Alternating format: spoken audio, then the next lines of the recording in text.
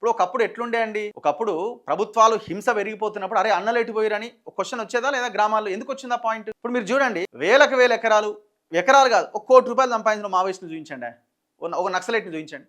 నక్సలైట్ల ఆస్తులు ఆస్తులు ఎంత సంపాదించారు ఒకసారి ఒకసారి లెక్కలు తీయండి. మేము చూపిస్తాం. ఒక ఐఏఎస్, ఒక ఐపీఎస్, చాలా మంది ఈ అందరిని కాదు, కొంతమంది కరప్ట్ అయిన వాళ్ళు అన్ని వ్యవస్థల్లో ఉన్నారు కదా. అన్ని రకాల రాజకీయ నాయకుల గురించి చెప్పాల్సిన అక్కర్. ఇప్పుడు ఆపరేషన్ కగార్ నిర్వహిస్తున్న రాజకీయ నాయకుల ఆస్తులేంది, ఒకప్పుడు వాళ్ళ ఆస్తులేంది, వాళ్ళ మీద ఉన్న కేసులేంది, మరి వీళ్ళు చేసిన వీళ్ళ మీద ఉన్న కేసులేంది, వీళ్ళకున్న ఆస్తి ఏంది, వీళ్ళ పేర్ల మీద త్యాగమా లేకపోతే ఇంకోట? ఇందులో ఇప్పుడు పోలీసులది ఏముందండి? పోలీసులు రాజ్యం ఎట్లా చెప్తే అట్లా వింటారు. పోలీసులు గాడికి పోయి ఆయన కాల్చామంటే కాలుస్తారు. వాళ్ళ విధి నిర్వహణ అది.